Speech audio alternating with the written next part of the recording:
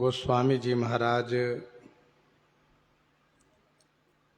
पूर्व प्रसंग में वर्णन किए।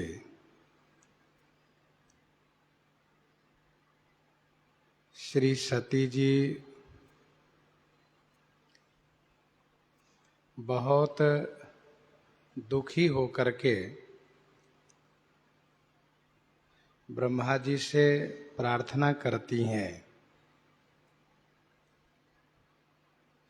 कि हे ब्रह्मा जी, आपने मुझे मेरे कर्म का फल दिया, वह उचित ही किया, परंतु आप मुझे जो श्री शंकर जी के वियोग में, श्री शंकर जी से विमुख होने पर जिंदा रख रहे हैं, यह उचित नहीं कर रहे हैं। फिर इसके बाद भगवान श्री रामचंद्र जी को स्मरण करती हैं, उनसे कहती हैं कि मैं आपकी शरण में हूं, आप कृपा कीजिए कि मेरी देह शीघ्र छूट जाए।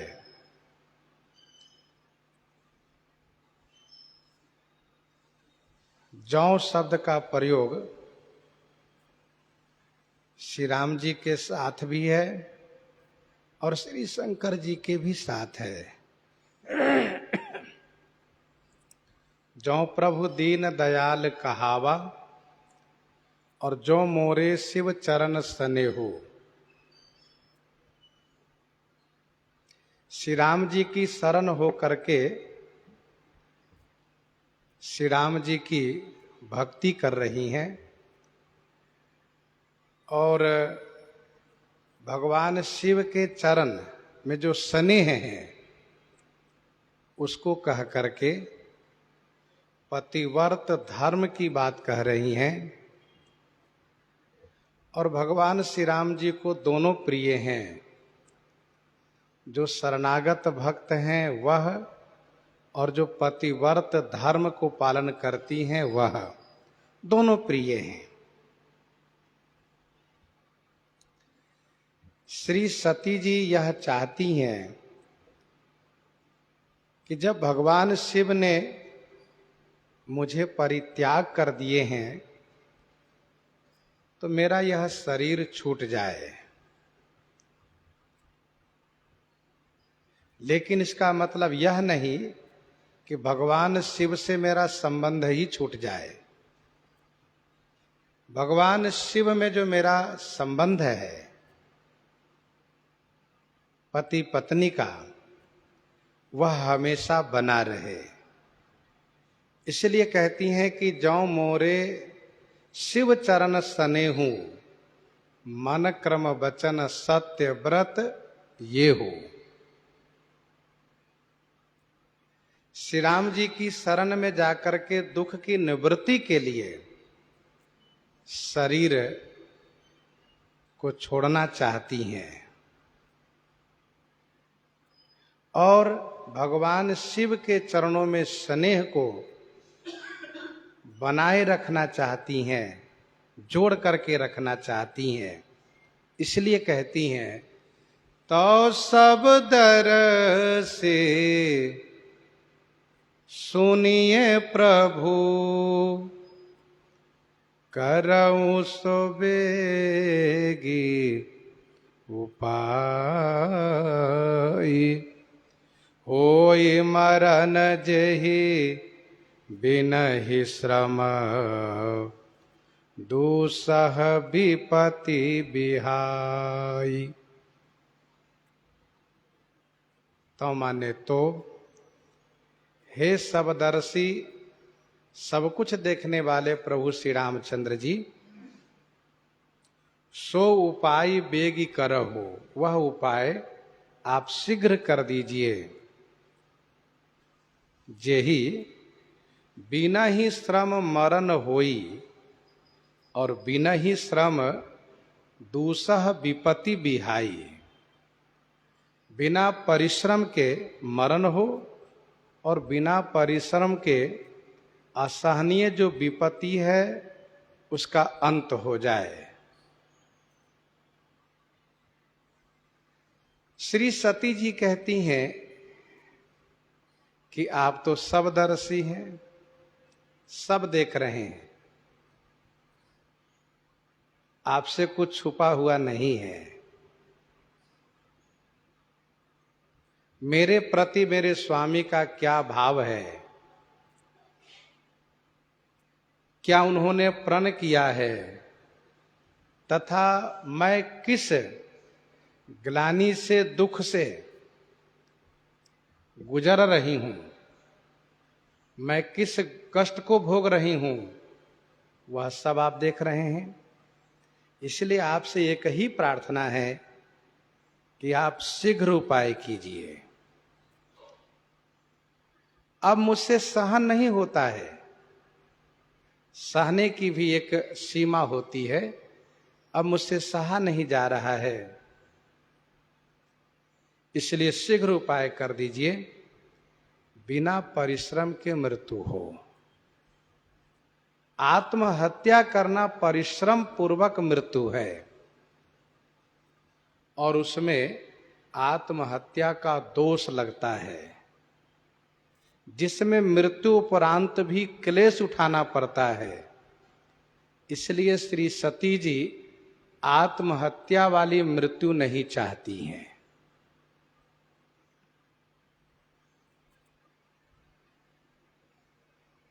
श्री सती जी कहना यह चाहती हैं कि मेरे पति का प्रण भी बना रहे तथा मेरे पति के ऊपर कोई कलंक भी न लगे, ऐसी मृत्यु आप कृपा करके मुझे दीजिए। दोहावली 446 में गोस्वामी जी ने लिखा है, तुलसी मीठी अमीते मांगी मिले जो मीच। तुलसी मीठी अमिते मांग मिले जो मीच। यदि मांगने पर मृत्यु मिल जाए तो वह अमृत से भी अधिक मीठी है, पर ऐसा होता नहीं है। मांगने पर मृत्यु नहीं मिलती है, मृत्यु समय से होती है। श्री सती जी श्री राम जी से प्रार्थना कर रही हैं कि भगवान आप ही ऐसा कोई उपाय कीजिए। भगवान में वह सामर्थ्य है कि असंभव को संभव, संभव को असंभव कर देते हैं। गोस्वामी श्री तुलसीदास जी कहते हैं, यही विधि दुखित प्रजेश कुमारी अकथनीय दारुण दुख भारी। प्रजेश कुमारी यही विधि दुखित, भारी दारुण दुख अकथनीय। प्रजेश माने प्रजापति की बेटी, इसी प्रकार से दुखी हैं। उनका भारी और दारुण माने कठिन जो दुख है वह अकथनीय है, अवर्णनीय है।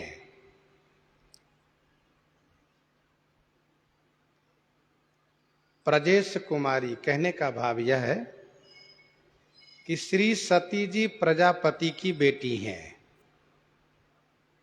फिर भी वह दुखी है। इतने बड़े पिता हैं जिनके, इतने बड़े पिता हैं जिनके, जो प्रजापति हैं, फिर भी वह दुखी हैं।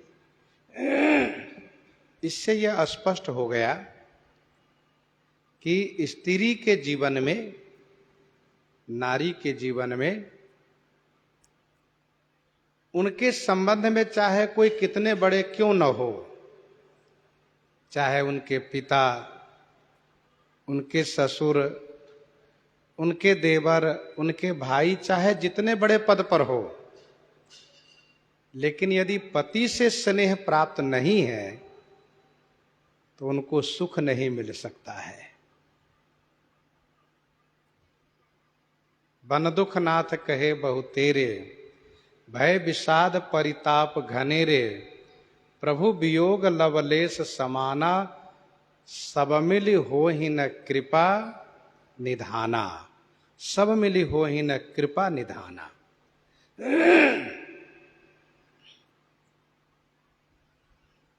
यही विधि दुखित प्रजेश कुमारी। अच्छा, दक्ष जो है प्रजापति पद बहुत जल्दी में ही प्राप्त किया है। भगवान शिव की समाधि काल में ही वह प्रजापति होने का पद प्राप्त किया है।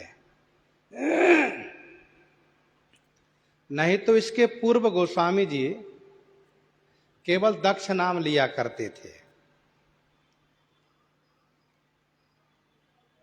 अब वह प्रजेश हो चुका है, पर उनके प्रजेश होने से सती को क्या लाभ होगा? क्योंकि सती जी को तो कष्ट है पति से स्नेह प्राप्त न होने के कारण। पति ने उनको परित्याग किया है, इसलिए कष्ट है। उनका जो कठिन भारी दुख है वह अकथनीय है, अर्थात शब्दों से कहा नहीं जा सकता है। बीते संबत सहस 87, बीते संबत सहस 87, तजी समाधि शंभु अविनाशी, तजी समाधि शंभु अविनाशी।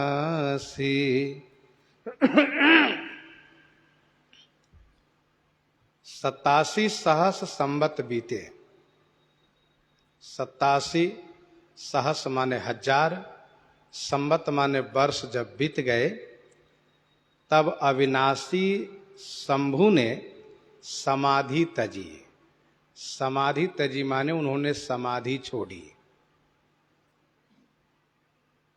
बीते संबत सहस 87।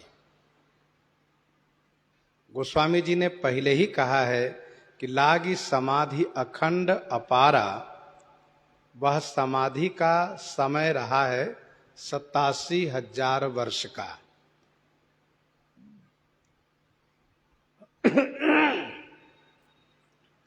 जिस प्रकार से सोने के समय में, शयन करते समय में मन में यह सुदृढ़ संकल्प हो कि हमको इतने बजे जगना है, 4 बजे हो, 5 बजे हो, 3 बजे हो या 2 बजे हो, जब जगने का संकल्प हो तो उस समय उनकी नींद अवश्य खुलती है। यह नियम है। और खास करके जब कहीं जाना हो, किसी से मिलना हो, तब तो बिल्कुल ठीक उसी समय पर नींद खुलेगी। उसमें यह अपेक्षा नहीं रहती है कोई हमको जगावे, वह जगाने का कोई माध्यम हो, नींद खुलेगी अवश्य। फिर आलस के कारण सो जाइए, बात अलग है। वैसे ही समाधिस्थ साधक व सिद्ध कि समाधि के समय में यह समय संकल्पित होता है, इतने वर्ष के लिए हम समाधि लगा रहे हैं, इतने समय के लिए। बीते संबत सहस 87, तजी समाधि शंभु अविनाशी।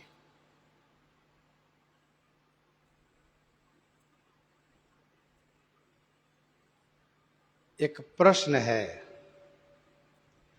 कि भगवान शिव जब समाधि में थे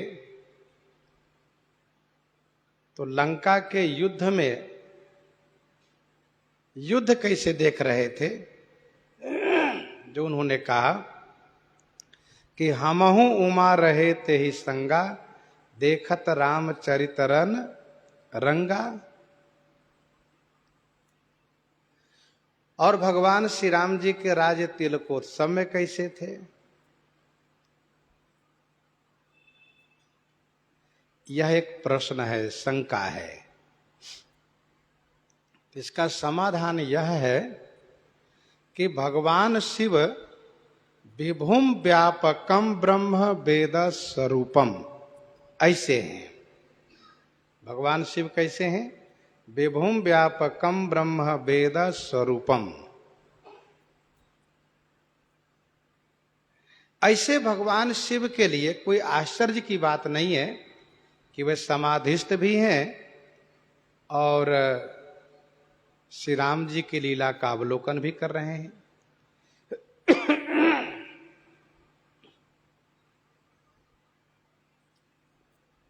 कुछ संतों ने ऐसा कहा कि भगवान शिव श्री राम लीला अवलोकन के बाद समाधि लगाए हैं। सती बसहि कैलाश तब, श्री सती जी कैलाश में निवास करती हैं, श्री शंकर भगवान विचरण में चल दिए और विचरण में चल करके लीला अवलोकन किए, फिर बाद में समाधि लगाए। ठीक है, यदि ऐसा मानते हैं तो जब भगवान शिव समाधि बाद में लगाए तो सृष्टि कार्य की एक जिम्मेदारी भगवान शिव के ऊपर है। किस कार्य की जिम्मेदारी है? तो वह कार्य है संहार। संहार कार्य 87,000 वर्ष के अंदर कैसे होता रहा, यह एक प्रश्न होता है। दूसरी बात यह है कि भगवान शिव के अर्चक भक्त लोग विभिन्न मंदिरों में पूजा कर रहे हैं, तो उनके मनोरथ फिर कौन पूरा कर रहा है, यह भी एक प्रश्न है। इन सब का समाधान यह है कि भगवान शिव समाधि में होते हुए भी सृष्टि के संहार कार्य को भी देख रहे हैं। यह उनमें सामर्थ्य है। भक्तों के मनोरथ पूरा कर रहे हैं, मंदिरों में पूजा अर्चना को स्वीकार कर रहे हैं, श्री राम लीला अवलोकन कर रहे हैं। सब कुछ इनके लिए संभव है। मानस जी में आगे वर्णन किया जाएगा। शैलराज हिमाचल सबको आमंत्रित करेंगे, वन सागर सब नदी तालाबा, वन सागर नद नदी तालाबा ऐसा भी मान लीजिए। सभी वनों को, सभी पर्वतों को, सागर को, तालाबों को, नदियों को, सबको आमंत्रित किया।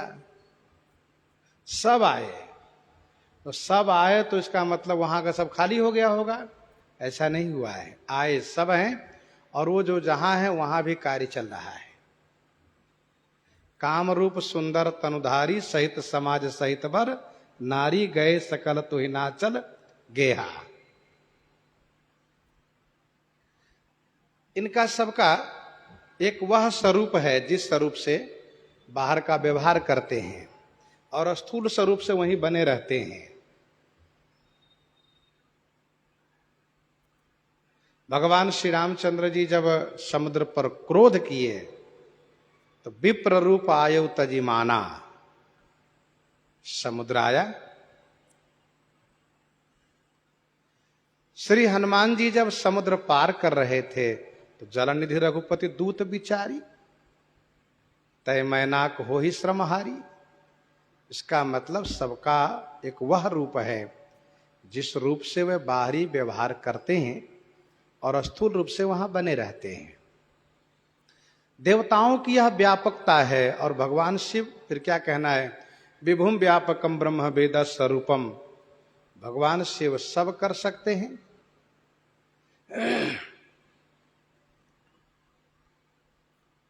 इसीलिए भगवान शिव समाधि में भी हैं और बाकी श्री रामलीला भी देख रहे हैं। दूसरा और तीसरा समाधान इसका यह है कि एक ऋषि मुनि एक काल में कई शरीर धारण कर सकते हैं, तो भगवान शिव तो भगवान है। अभी हम लोग 3-4 दिन पहले कथा सुन रहे थे भक्तमाल जी में, पीपा जी के पास 5 गांव से आमंत्रण आया और सभी निमंत्रणों को इन्होंने स्वीकार भी कर लिया। सोचा था कि सब जगह जाएंगे, थोड़ा थोड़ा होकर आ जाएंगे, लेकिन आश्रम में संत आ गए, संतों की जमात आ गई, तो जाने का अवकाश नहीं मिला। तब क्या किए, कहा 5 गांव में उन स्वरूप से पहुंच गए, दूसरे स्वरूप में पीपा रूप ही है। और उन लोगों ने महसूस किया कि पीपा जी आ गए, और वह आनंद भी लिया, सत्संग भी लिया, सत्संग का सुख। और दूसरे दिन प्रातः काल उन पीपा जी का शरीर भी छूट गया, 5 गांव में उनका संस्कार हो गया। तो पीपा जी, कबीरदास जी जैसे महापुरुष एक काल में कई शरीर धारण कर सकते हैं। और श्रीमद् भागवत जी में एक प्रसंग है जो 9वें स्कंद के 6ठे अध्याय में है। श्री सौभरी ऋषि जी जो यमुना जी के जल में समाधि लगा करके बैठे थे, और संभवतः इनकी समाधि संप्रज्ञात समाधि रही है, चेतन समाधि। इन्होंने मत्स्य का जल विहार देखा, तो उनको लगा कि गृहस्थ आश्रम का सुख बहुत बढ़िया है, तो वह फिर वहां से चलकर आए अयोध्या जी। और अयोध्या के राजा उस समय श्री मानधाता जी थे, उनसे उन्होंने स्पष्ट रूप से कहा कि मैं आपकी एक बेटी का हाथ मांगने आया हूं। मानधाता जी बड़े असमंजस में पड़ गए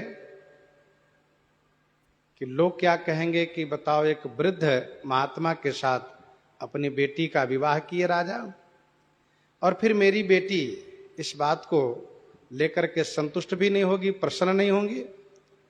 तो राजा बड़े बुद्धिमान ठहरे, उन्होंने कहा महाराज मेरी 50 कन्या है, 50 बेटी हैं, आप रनिवास में पधारें, जो आपको वरण करें उनको लेकर के आप जाएं।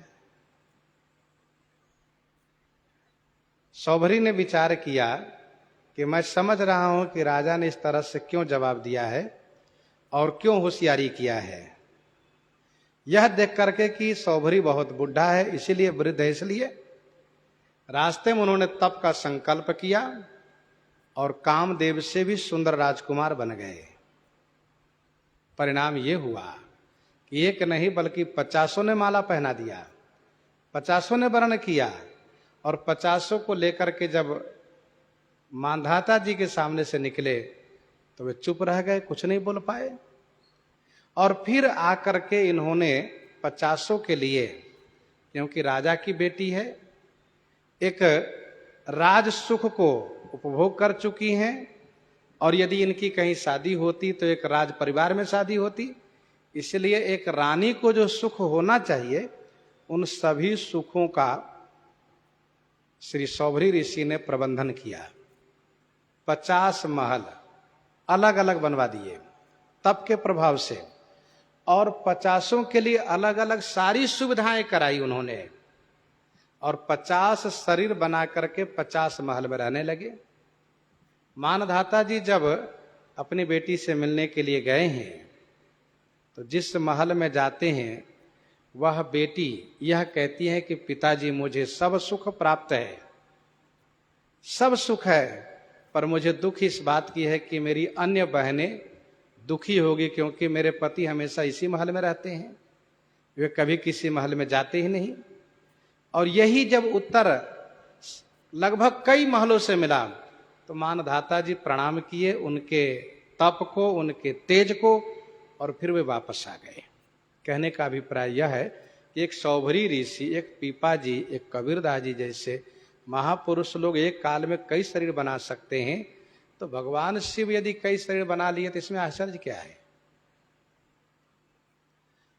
तो भगवान शिव एक शरीर से समाधि में है, जो कैलाश पर विराजित रहते हैं, उस शरीर से समाधिस्थ हैं। बाकी जो उनका और जो चिन्मय दिव्य शरीर है, उनसे विभिन्न कार्यों को देख रहे हैं, अलग अलग जगह पर हैं। बीते संबत सहस 87 तजी समाधि शंभु अविनाशी। राम नाम शिव सुमिरन लागे, जानेऊ सती जगत पति जागे। राम नाम शिव सुमिरन लागे। शिव जी श्री राम नाम स्मरण करने लगे। श्री सती जी जान गई कि जगतपति जग चुके हैं। राम नाम शिव सुमिरन लागे,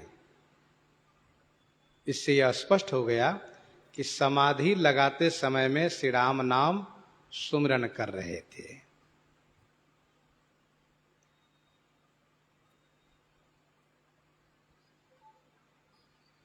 कल भी हम लोग चर्चा किए हैं कि समाधि के पूर्व और नींद के पूर्व जो चिंतन होता वही जगने पर स्मरण होता है। भगवान शिव हमेशा श्री राम नाम स्मरण करते हैं। तुम पुनि राम राम दिन राति सादर जपहु अनंग आराती। तो भगवान शिव श्री राम नाम स्मरण करने लगे, राम राम राम राम करने लगे। तो श्री सती जी जान गई कि श्री जगतपति भगवान शिव जग गए हैं। श्री सती जी पास में नहीं थी, भवन में थी, लेकिन भगवान शिव की जो समाधि खुली, इस बात को सर्वप्रथम श्री सती जी जान पाई। पहले उन्होंने जाना। ऐसा क्यों? ऐसा इसलिए क्योंकि सती जी भले महल में रहती हैं, लेकिन उनका मन भगवान शिव के पास था। तो इसीलिए सर्वप्रथम श्री सती जी ने जाना। देखो भाई, अब आज मोबाइल का जमाना हो गया तो मानसिक चिंतन कमजोर हो गया। पूर्व काल में ऐसा होता था कि जिसका जो स्नेही होते हैं, जिसका जो स्नेही होता था, वह यदि परदेश में हो, यदि कहीं बाहर हो, और उसको यदि कुछ भी होता था तो उसको यही पता चलता था, उसको आभास होता था। क्यों? क्योंकि उसका मन उस समय, उसका मन इसमें लगा रहता था, तो उसको पता चल जाता था कि ऐसा ऐसा हुआ। और फिर वे पत्र लिखते थे, पत्र का प्रत्युत्तर बिल्कुल वैसे ही मिलता था। तो मन का संबंध बड़ा मजबूत होता है, पता चल जाता है। भगवती श्री सती जी का मन भगवान शिव में लगा है, इसलिए सर्वप्रथम श्री सती जी को ही पता चला कि शिव जी जग गए हैं। जगतपति है भगवान शिव। पारक्षणे धातु से ईश्वर जगत की रक्षा करते हैं। ईश्वर के जगने से जगत की रक्षा होती है। भक्त कहता है, प्रभु आप जगिए। क्यों? आपके जगने से जगत की रक्षा होगी, धर्म की रक्षा होगी। गुरुते पहले ही जगतपति जागे राम सुजान। श्री सती जी को जैसे लगा कि स्वामी जग गए हैं, वैसे ही तुरंत चल पड़ी। जाई शंभु पद बंदन कीन्हा, जाई शंभु पद बंदन कीन्हा, सनमुख शंकर आसन दीन्हा, सनमुख शंकर आसन दीन्हा। जाई शंभु पद बंदन कीन्हा। श्री सती जी ने जाकर के भगवान शिव के चरणों में वंदन प्रणाम किया। भगवान शिव की सावधानी देखिए, 87,000 वर्ष समाधि में थे, फिर भी सावधान है। श्री सती जी को तुरंत सन्मुख आसन दिए। सन्मुख शंकर आसन दीन्हा, वाम भाग में नहीं दिए, सामने आसन दिए। भगवती श्री सती ने जाकर के चरण में वंदन किया है। भगवान शिव तुरंत सन्मुख आसन दिए हैं। सन्मुख आसन देने से श्री सती जी को समझने में कोई देरी नहीं लगी है, लेकिन श्री सती जी इन बातों को लेकर के कोई चर्चा नहीं की है, क्योंकि श्री सती जी जान चुकी हैं शंकर रुख अवलोकी भवानी, जान चुकी हैं प्रभु मोहि तजऊ, स्वामी परित्याग कर चुके हैं। सन्मुख आसन मां को दिया जाता है, अर्थात श्री सती जी को सन्मुख आसन देने से यह स्पष्ट हो गया कि मां के समान सम्मान भगवान शिव उनको कर रहे हैं। अच्छा, श्री सती जी ने अपने अपराधों को विचार तो किया है, मैं जो किन रघुपति अपमाना पुनिपति वचन मृषा करी जाना, लेकिन उसमें इस अपराध को विचार नहीं किया है कि मैंने श्री सीता जी का वेश बनाया है, क्योंकि सती जी की दृष्टि में श्री सीता जी का वेश बनाना अपराध है ही नहीं, क्योंकि मन में कोई बुराई नहीं थी। परीक्षार्थ श्री सीता जी का वेश बनाया था, इसलिए श्री सीता जी का वेश बनाना वे अपराध नहीं मानती है। लीला करने कराने के लिए तमाम ऐसे बालक है बालिकाएं हैं, उनको भगवत भगवती का रूप बनाया जाता है, तभी तक उनको उस रूप में माना जाता है जब तक उस वेश में हो। बाद में कोई नहीं मानता कि भगवान है भगवती हैं, फिर उनको उसी बालक उसी बालिका के रूप में देखते हैं। गलती करते हुए का थप्पड़ लगाते भी हैं, तब नहीं सोचते कि भगवान है भगवती है। कहने का अभिप्राय यह है कि भगवती श्री सती जी ने उसको अपराध नहीं माना। महर्षि श्री याज्ञवल्क्य जी ने भी कहा कि यह अपराध नहीं है, लेकिन भगवान शिव भक्ति मार्ग में सूक्ष्मता को विचार करके, भक्ति की गंभीरता को सूक्ष्मता को विचार करके श्री सती जी ने जो श्री सीता जी का वेश बना लिया है, इसलिए उनको उस शरीर के लिए परित्याग कर दिए हैं, अर्थात पत्नी भाव का परित्याग कर दिए हैं। और जैसे मां के प्रति आदर होना चाहिए वो आदर रखे हैं, इसलिए सन्मुख शंकर आसन दिन्हा। एक समय वह आएगा, यही बट की छाया होगी, और फिर भगवती जब पार्वती बनकर आएंगी तो जाने प्रिया आदर अति किन्हा, वाम भाग आसन हर दिन्हा। जब भगवान शिव वाम भाग में आसन देंगे तब श्री भगवती पार्वती जी को सारी बातें याद आ जाएगी, अरे यही बट की छाया है, एक समय वो था, मुझे सामने बैठने के लिए आसन दिया गया था, मेरा आसन छीन लिया गया था, लेकिन अब वह आसन मुझे प्राप्त हुआ। तो उनकी सारी घटनाएं याद आ गई और फिर तुरंत कथा के संदर्भ में जिज्ञासा करने लगी हैं। सन्मुख शंकर आसन दिन्हा, भगवान शिव सामने आसन दिए हैं। लगे कहन हरि कथा रसाला, लगे कहन हरि कथा रसाला, दक्ष प्रजेश भय तेहि काला, लगे कहन हरि कथा रसाला।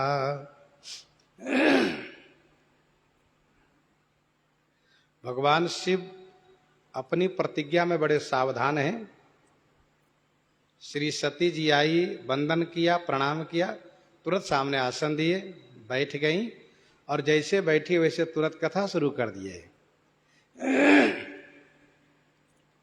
लगे कहन हरि कथा रसाला। रस में भगवान की कथा कहने लगे। गोस्वामी जी कहते हैं, श्री सती जी ने श्री राम जी से प्रार्थना की है कि मेरी मृत्यु शीघ्र हो, ऐसा उपाय आप करिए। तो श्री राम जी उपाय करने में तत्पर हो गए हैं। एक संत जी तो ऐसा कह रहे थे कि भगवती श्री सती ने श्री राम जी से प्रार्थना की तो श्री राम जी कृपा की, इसलिए श्री शंकर भगवान की समाधि खुली, नहीं तो इनकी समाधि अखंड थी, खंडित होने वाला नहीं थी, अभी खुलने वाले नहीं थे। लेकिन श्री राम जी से उन्होंने प्रार्थना किया है कि मेरे दुख का अंत आप करिए, कृपा कीजिए, मैं आपकी शरण में हूं। तो श्री राम जी श्री शंकर जी की समाधि को खोल दिए और श्री शंकर जी समाधि से बाहर आए और इधर भगवान श्री राम जी तुरंत ब्रह्मा जी द्वारा दक्ष की पद उन्नति करवाना शुरू किए। पहले प्रजापति, फिर प्रजापति के नायक, क्योंकि ये सब सारी भूमिका श्री राम जी द्वारा बन रही है।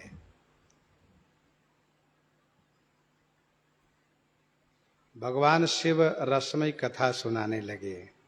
यह है भगवान शिव की रहनी। क्या रहनी? जब दंडकारण्य से चले तो कही कथा सुंदर सुख हेतु वर्णत पंथ विविध इतिहासा। कैलाश पहुंचे तो अपना प्रण समझ करके भगवान को स्मरण करते हुए समाधि लगा लिए। समाधि से जगे तो भगवान श्री राम जी का नाम सुमिरन करने लगे और जैसे श्री सती जी आई वैसे कथा सुनाने लगे।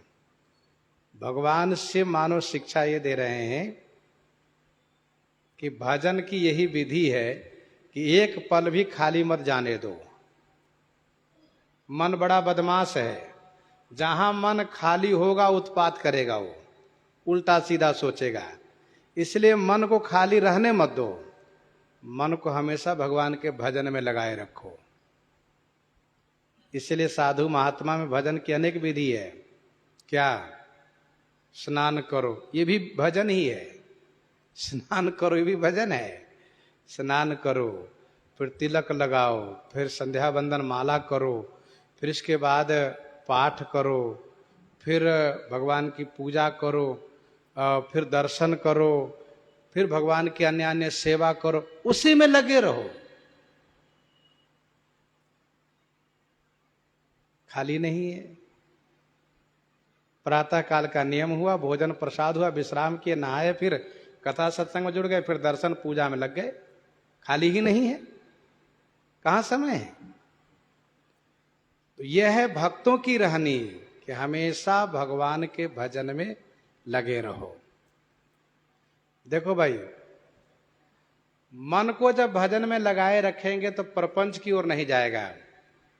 भजन से सुख होगा और प्रपंच से दुख होगा। कभी भी अनुभव कर सकते हैं हम आप। मन को भजन से हट करके थोड़ा प्रपंच में लगने दीजिए, फिर देखिए मन ना जाने क्या क्या सोचेगा, फिर मन में दुख होगा ही। इसलिए प्रपंच दुखद है, भजन सुखद है। भगवान से वो कुछ नहीं विचार करते क्या हुआ नहीं हुआ, बस अपनी जगह वे सुदृढ़ हो चुके हैं, भजन में लगे हैं। गोस्वामी जी कहते हैं, दक्ष प्रजेश भय तेहि काला। एक बात और समझ लीजिए, भगवान शिव मन वचन कर्म तीनों से परित्याग किए हैं। मन का परित्याग यही तन सती भेंट मोहि नाही। मन का त्याग यही तन सती भेंट मोहि नाही। कर्म का त्याग सन्मुख शंकर आसन दीन्हा। और वचन का त्याग लगे कहन हरि कथा रसाला।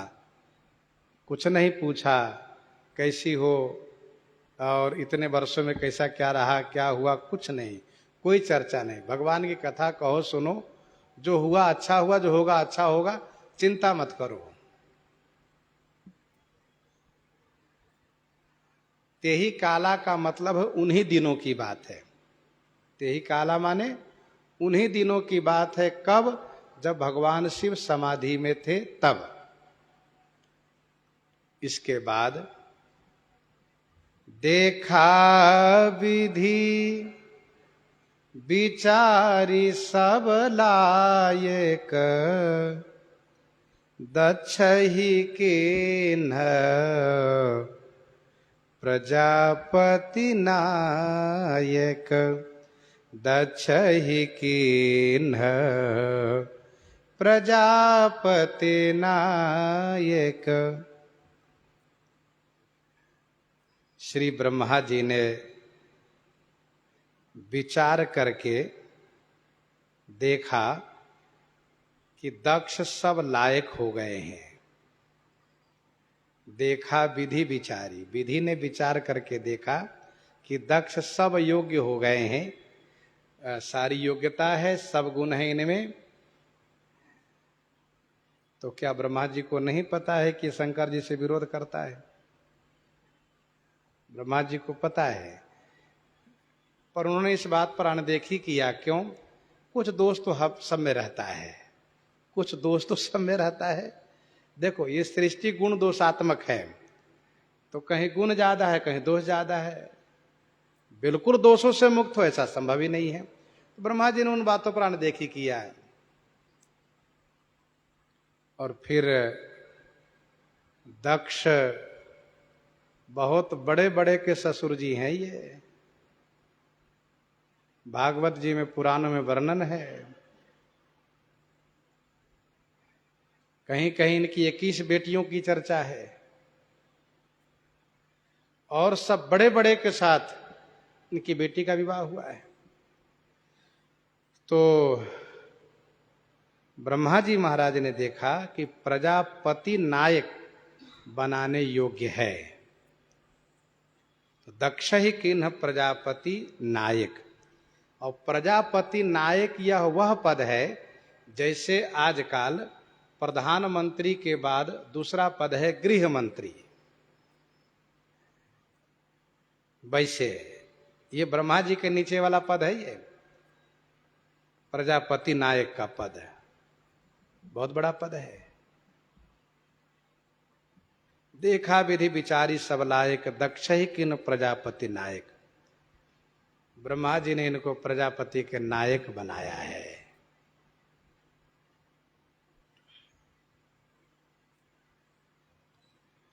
बड़े बड़े ऋषि, बड़े बड़े देवता सब इनके दामाद है, जमाता है सब इनके। इनके द्वारा सृष्टि का बहुत विस्तार हुआ है। इसलिए इनको प्रजापतियों के नायक बनाया ब्रह्मा जी ने। प्रजापति वे जो प्रजा सृजन करने में विशेष सहयोग करते हो, और प्रजापति नायक ये इसलिए बनाए गए क्योंकि इनके द्वारा सृष्टि के सृजन काल में बहुत विस्तार हुआ है।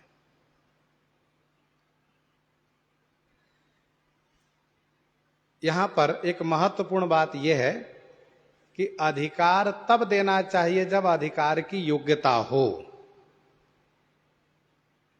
अधिकारी तब बनावे जब अधिकारी होने की योग्यता हो।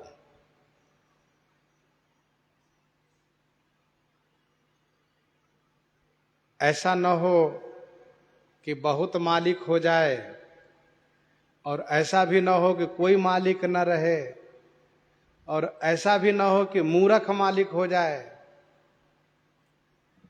तो समझ लीजिए वह व्यवस्था बिगड़ जाती है। इसलिए मालिक एक होना चाहिए, और वो भी मजबूत होना चाहिए। कहई भुआल सुनिए मुन नायक, भय राम सब विधि सब लायक।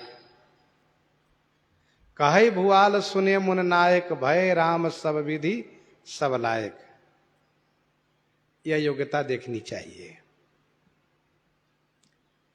आप इस बात से परिचित हैं, किसी भी घर परिवार में यदि 10-20 का परिवार है, 10-20 लोग उस परिवार में है, सब सम्मिलित है, सब साथ रह रहे हैं, तो उस परिवार में एक ही कोई मालिक होता है और उस परिवार में उसकी बात को सब कोई मानते हैं और सारी व्यवस्था की जिम्मेदारी उनके ऊपर रहती है।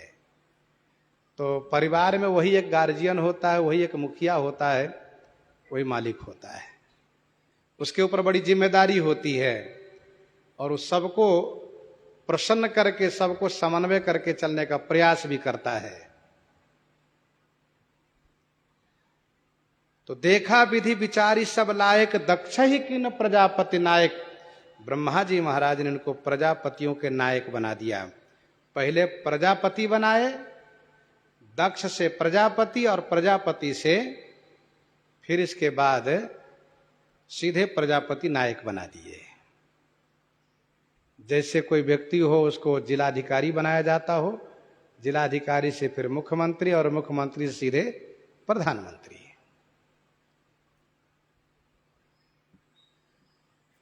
दक्ष को प्रजापति नायक का पद मिला। अब जितने प्रजापति है सब इनके अंतर्गत हो गए। देखिए हमारे साधु महात्मा में होता है, महंत होते हैं एक, और फिर इसके बाद दूसरे महामंडलेश्वर होते हैं।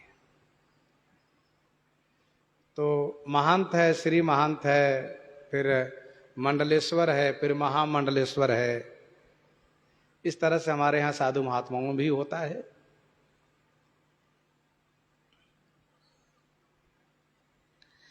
बड़ अधिकार दक्ष जब पावा, अति अभिमान हृदय तब आवा।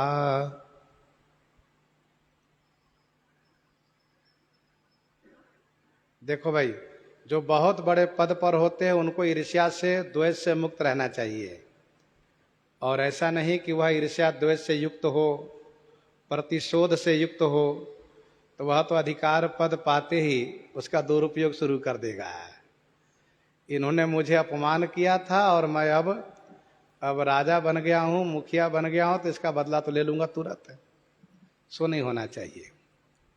बड़ा अधिकार दक्ष जब पावा, जब दक्ष प्रजापति ने बहुत बड़ा अधिकार पद पाया, प्रजापति नायक, अब तो जितने प्रजापति है सब इनको प्रणाम करते हैं। पुराणों में चर्चा है, इनका तेज ऐसा था, इनकी प्रतिभा ऐसी थी कि जहां ये पहुंचते थे सब उठकर खड़े हो जाते थे। दक्ष आ गए, प्रजापति नायक। यूं ही ब्रह्मा जी ने इनको प्रजापति नायक नहीं बनाया है, लेकिन दक्ष का दुर्भाग्य यह था कि ये भगवान शिव से द्वेष करता था, उन्हीं से विरोध करना शुरू कर दिया। यही इसका दुर्भाग्य था, नहीं तो इनकी सब योग्यता थी। बड़ा अधिकार दक्ष जब पावा, अति अभिमान हृदय तब आवा। उसके हृदय में अतिशय अभिमान आ गया। सबसे बड़ा मैं हो गया हूं, अब क्या बात की, अब किस बात की चिंता है। संस्कृति मूल सूल प्रदनाना, सकल शोकदायक अभिमाना। कभी भी किसी व्यक्ति के अंदर में यदि यह बात आ जाती हो कि अब हम बड़े हो गए, तो वहीं से उसका छोटा होना शुरू हो जाता है। किया अभिमान तो फिर मान नहीं पाओगे। और गोस्वामी जी ने स्पष्ट किया है कि संस्कृति मूल शूल प्रदनाना, सकल शोकदायक अभिमाना। संसार के आवागमन का मूल है, अनेक कष्टों के कारण है ये अभिमान। और बात स्पष्ट मैं कर दूं, अहंकार विमूढ़ात्मा कर्ता हमिति मन्यते। अहंकारी लोग ही अपने आप को कर्तापन का अभिमान करता है, इसीलिए उसका पतन होता है। दक्ष प्रजापति को बहुत बड़ा अभिमान हो गया। गोस्वामी जी को यहां पर एक सुंदर उपदेश करने का, उपदेश देने का मौका मिला। उन्होंने कहा, नहीं को अस जन्मा जग माही प्रभुता पाई जाहि मद नाही नहीं को अस जन्मा जग माही। जग माही अस को नहीं जन्मा, जगत में ऐसा कोई नहीं जन्म लिया है कि जो प्रभुता पा करके मदांध नहीं हुआ हो। प्रभुता पाने पर जाहि मद नाही, जिसको मद नहीं हुआ हो, घमंड नहीं हुआ हो, ऐसा कोई नहीं हुआ। एक अर्थ तो यही सीधे सीधे, नहीं को वस जन्मा जगमाही। जगत में ऐसा कोई भी नहीं जन्म लिया है जिसको प्रभुता मिलने पर अभिमान न हुआ हो। दूसरा अर्थ इसका यह है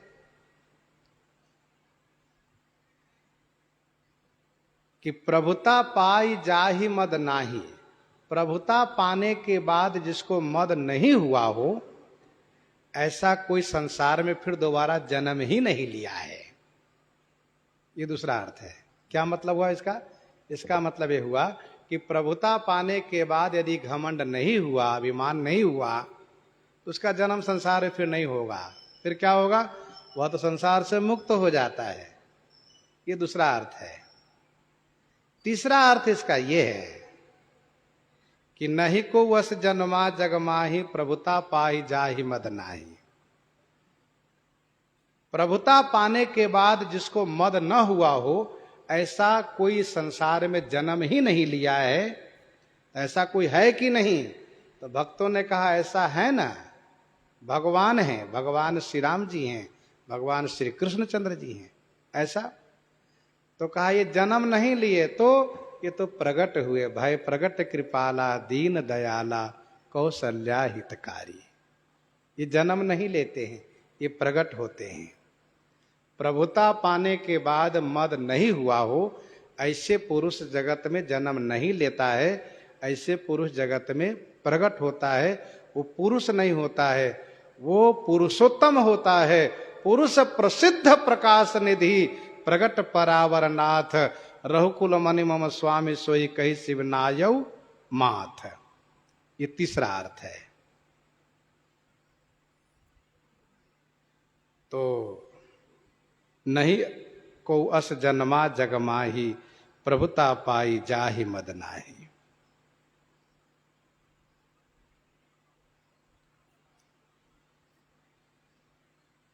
जग बौराय राजपद पाए। सब अधिकार पद पाने के बाद पगला जाते हैं। भरत ही दोष देई को जाए जग बौराय राजपद पाए। अच्छा, अधिकार पद मिलने के बाद कोई विकार उनमें न हुआ हो, ऐसा कोई नहीं है। ऐसा केवल एक भगवान है। नारद भव विरंचि सनकादिक जे मुनि नायक आत्मवादी। नारद भव विरंचि सनकादि जे मुनि नायक आत्मवादी। मोहन अंध किन्ह केहि को जग काम न चावन जेहि। तृष्णा कही न किन्ह बौराहा कही के हृदय क्रोध नहीं दाहा। ज्ञानी तापस सूर कवि कोविद गुण आगार कही के लोभ विडंबना किन्ह नहीं संसार। श्रीमद बक्रन किन्ह केहि प्रभुता बधिर न काहे। मृगलोचन के नयन सर कोअस लागन जाहि। गुणकृत सन्यपात नहीं केहि को न मान मद तजेव निबेहि। जौवन ज्वर केहि नहीं बलकावा ममता केहि कर जसन न सावा। मच्छर काहि कलंक न लावा काहिन शोक समीर डुलावा। चिंता सापिन को नहीं खाया को जग जाहिन व्यापी माया। कीट मनोरथ दारु शरीरा जहन लाग गुण कोअस धीरा। कोई नहीं बच पाता है। तो नहीं कोवस जन्मा जग माही प्रभुता पाई जाहि मद माही नाही। देखिए, थोड़ा धन पाने के बाद सामान्य लोग बौरा जाते हैं। और पद की तो बातें अलग है। जब पद मिल जाए तो फिर क्या कहना है। हमारे गुरुजी कहा करते थे कि थोड़ा ऐसा पैसा मिला तो फिर मन में संकल्प उठाए, जो बड़े लोग हैं ना, जैसे कपड़े पहनते वैसे कपड़े खरीद कर लाओ, वही कपड़ा पहनेंगे हम भी, वैसे ही ठाट बाट में रहेंगे।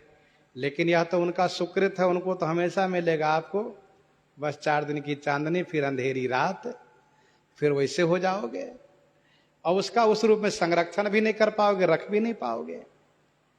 तो कहने का अभिप्राय यह है कि थोड़े धन पाने पर सामान्य लोग बौराते हैं, विशेष धन पाने पर, विशेष पद पाने पर बड़े बड़े लोग बौरा जाते हैं। दक्ष लिए मुनि बोली सब, करन लगे बड़ जाग, नेवते सादर सकल सुर, जे पावत मख भाग, जे पावत मख भाग। दक्ष लिए मुनि बोली सब, करन लगे बड़ जाग। दक्ष ने सभी मुनियों को बुलाया और बहुत बड़ा यज्ञ करना प्रारंभ किया। सकल सुर जे मख भाग पावत, सादर नेवते, समस्त देवतागण जो यज्ञ में भाग पाते हैं उनको बड़े आदर के साथ दक्ष ने निमंत्रित किया, आप सब यज्ञ में पधारें। सबको बड़े आदर पूर्वक आमंत्रित किया है।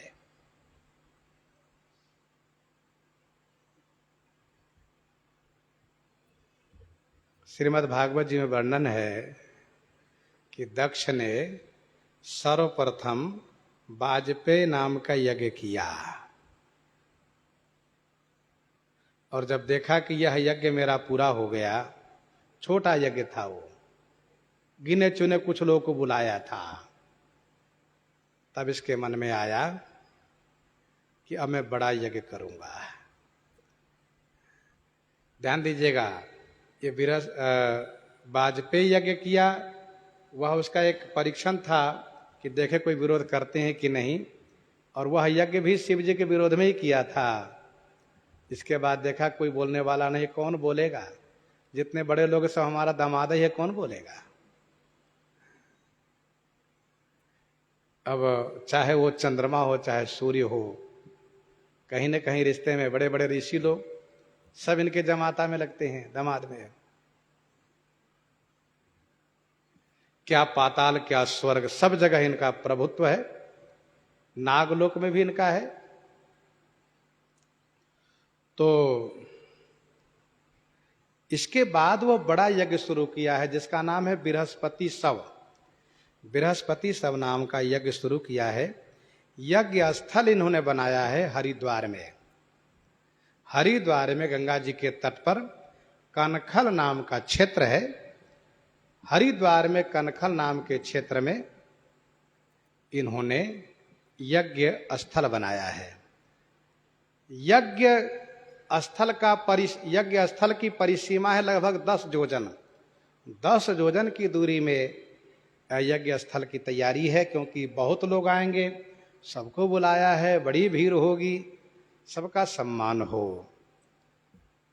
और सबके सम्मान के पीछे केवल एक ही उसका उद्देश्य है कि भगवान शिव का अपमान हो।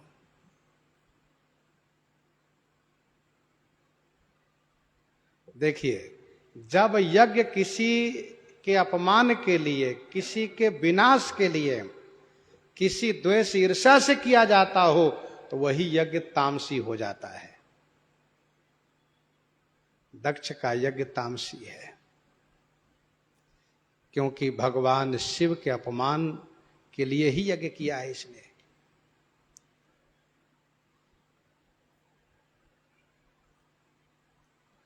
दक्ष का उद्देश्य है कि इस यज्ञ के माध्यम से पूरे समाज के द्वारा भगवान शिव को बहिष्कार करूंगा, बहिष्कृत कर दूंगा, और इस यज्ञ के बाद सबको पता चल जाएगा कि भगवान शिव को यज्ञ में भाग नहीं दिया जाएगा, उनका कोई स्थान नहीं, कोई पूजा उनकी नहीं, कोई सम्मान नहीं।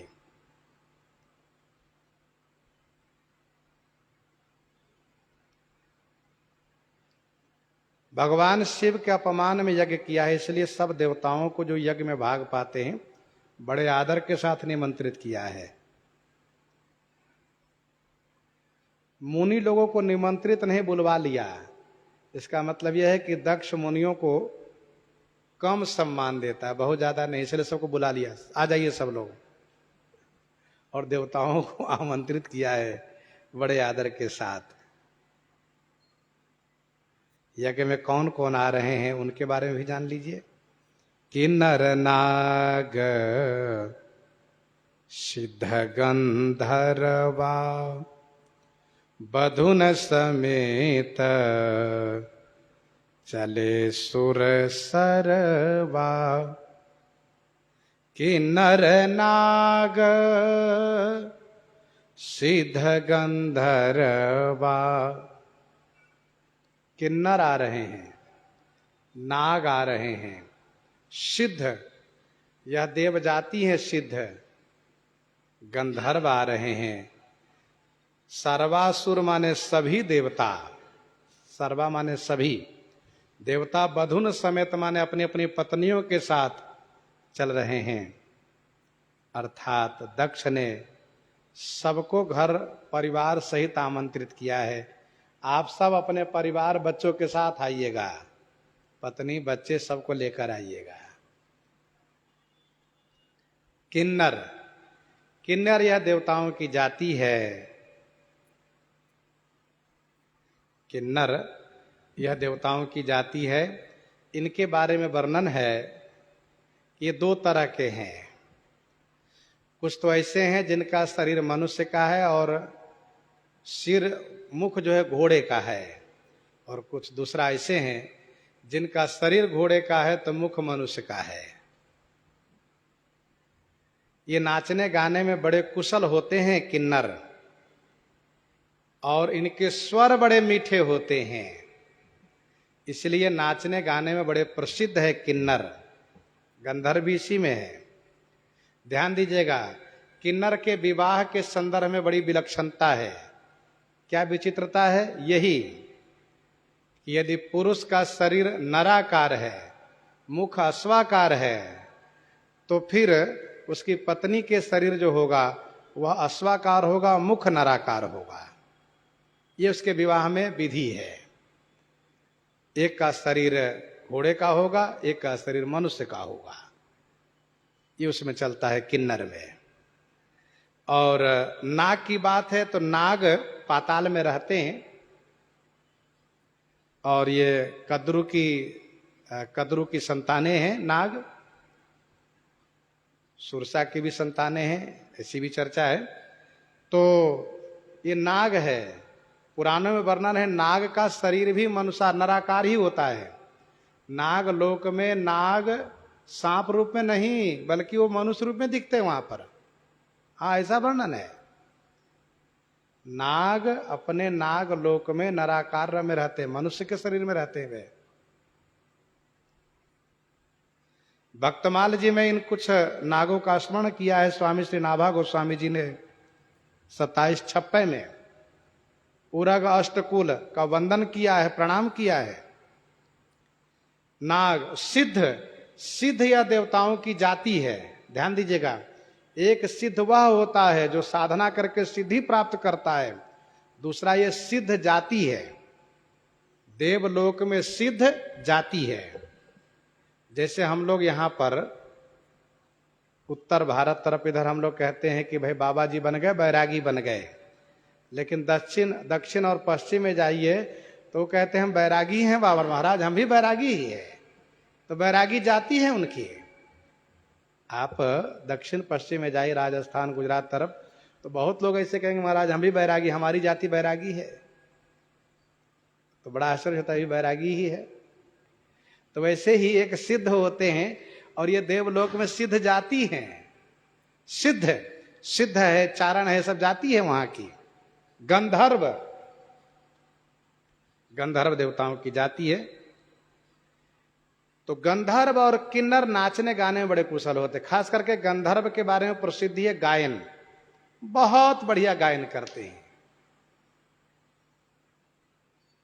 देवलोक में मनोरंजन यही लोग करते रहते हैं अपने गायन के द्वारा, संगीत के द्वारा, और गायन वाद्य सब होता रहता वहां पर।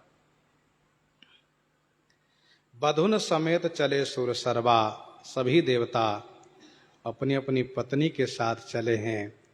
विष्णु बिरंची महेश बिहाई, चले सकल सुर जान बनाई। निमंत्रण भगवान विष्णु को और ब्रह्मा जी को भी है, लेकिन भगवान विष्णु और ब्रह्मा जी ने जब यह जाना कि यह यज्ञ तो शिव जी के अपमान के लिए हो रहा है, तो भगवान विष्णु भगवान ब्रह्मा ने निश्चय किया कि हम नहीं जाएंगे। एक बात और ध्यान दीजिएगा, इंद्र आदि का भी नाम नहीं लिया जा रहा है यहां पर, सामान्य देवता का नाम लिया गया है। इंद्र आदि देवताओं ने पता लगवाया कि ब्रह्मा जी नहीं जा रहे, कहा नहीं। विष्णु जी कहा नहीं, कहा हम भी नहीं जाएं क्योंकि वहां कुछ गड़बड़ होगा। तब देखो, जहां पर बड़े लोग न जाए वहां अपने को भी नहीं जाना चाहिए, वहां कुछ होने वाला होगा, जान लीजिए। जाएंगे तो कुछ दूसरी दक्षिणा मिलेगी, इस बात को ध्यान रखना चाहिए।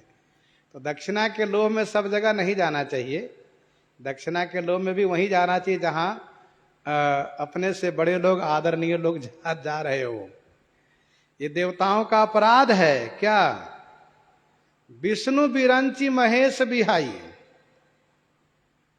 त्रिदेव को छोड़ करके सकल सुरजान बनाई चले। सब देवता विमान बना के चल दिए, खूब विमान सजा धजा करके, ध्वजा पताका बंधन बार लगा करके और बढ़िया नए बिस्तर लगा करके बाजे गाजे के साथ खूब तैयारी के साथ चले हैं। कहां जा रहे हैं? यज्ञ में, भंडारा खाने। कहां? कहीं कहीं ऐसा भी वर्णन है कि इंद्रादि देवता वहां पहुंचे कनखल में, जब देखा ब्रह्मा जी विष्णु जी नहीं आए, धीरे से खिसक लिए, कहा चलो यहां से, यह रहना ठीक नहीं है। पर सामान्य देवता लोग तो वहां डटे हुए हैं। सती बिलो के व्योम विमाना, जात चले सुंदर विधि नाना। सती बिलो के व्योम विमाना, जात चले सुंदर विधि नाना। सती जी ने व्योम माने आकाश में विमान को देखा, नाना विधि सुंदर चले जात। नाना विधि माने अनेक प्रकार से सुंदर सुंदर विमान में सब चले जा रहे हैं। भगवान शिव कैलाश पर हैं, देवता लोग देवलोक से चले हैं दक्षिण दिशा की ओर। हरिद्वार में यज्ञ हो रहा है। भगवती श्री सती ने आकाश में विमान को देखा, भगवान शिव ने नहीं देखा, क्योंकि भगवान शिव का मन भजन में लगा है। जिनका भजन में मन लगता है वो उधर इधर उधर नहीं देखते हैं, और जिनका मन भजन में नहीं लगता है वो दाएं बाएं अगल बगल देखते रहते, झांकते रहते हैं क्या हो रहा है। अच्छा, श्री सती जी का मन विक्षिप्त है, मन दुखी है, इसलिए उनका मन कथा में नहीं लगता है। तो कभी ऊपर देखती हैं, तो कभी नीचे देखती है, कभी दाएं कभी बाएं। आवाज ऊपर से आई, ऊपर देखना शुरू किया। अच्छा, कोई कथा मंडप है नहीं कि ऊपर ना दिखाई दे, सो नहीं। हेलीकॉप्टर की आवाज आवे तो बहुतों का मन चंचल हो जाता है, क्या बात है, कहाँ ये उड़ रहा है, सो नहीं। सती बिलो के व्योम विमाना, सती जी ने देखा खुले आकाश है, ये बड़े सुंदर सुंदर विमान, एक नहीं अनेक। और इतना ही नहीं, सुर सुंदरी करही कल गाना, सुनत श्रवण छूटही मुनि ध्याना। कोई ना कोई उत्सव जरूर है कहीं। ये सभी सुर सुंदरियां देवियां गीत गाती जाती हैं। सुर सुंदरी कल गाना करही कल माने सुंदर गायन कर रही हैं। सुनत श्रवण छूटहि मुनि ध्याना, जिस गायन को कानों से सुनने पर मुनियों का ध्यान छूट जा रहा है। सुर सुंदरी करहि कल गाना, माताओं की प्रकृति होती है, जब वह समाज बना करके घर से निकलेगी तीर्थ यात्रा के लिए अथवा विशेष किसी उत्सव के लिए, तो वहीं से वह अपना गीत गाना शुरू करती हैं। अच्छा, भगवान की बड़ी कृपा होती है, उन माताओं को गीत भी बढ़िया याद रहता है और बढ़िया गाने लगती हैं। कोई जरूर नहीं कि साज बाज हो, पूरी तैयारी हो तब गाएंगी, वो बढ़िया गा लेती हैं। यहाँ तो सुर सुंदरी बढ़िया विमान पर सब गीत गा रही हैं, जिनको सुनने पर मुनियों का ध्यान छूटता है। तो सती जी के मन में यह जानने की जिज्ञासा हुई। शास्त्र कहता है कथा के बीच में कथा व्यास को टोकना नहीं चाहिए, नहीं बोलना चाहिए। जब कथावाचक कथा व्यास मौका दे तभी पूछना चाहिए, बाद में पूछ लीजिए। ऐसा नहीं कि कथा के बीच में टपक पड़िए, महाराज ये कैसे हुआ, और फिर कथा से बाहर की बात पूछ लेना। महाराज अमुक व्यक्ति जा रहा है, उसका क्या मतलब है? अरे भाई, कथा में उसका क्या मतलब है? तो यहां पर वही हुआ।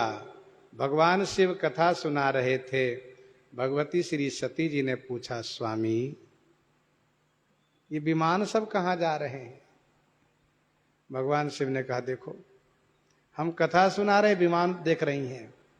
तो भगवान शिव कथा बंद करके विमान की बात सुनाने लगे। आगे सुनाने पर क्या परिणाम होने जा रहा है, सो श्रवण आगे करेंगे। प्रसंग को यहीं हृदयंगम करते हुए आइए श्रवण करते हैं श्री भक्तमाल जी से।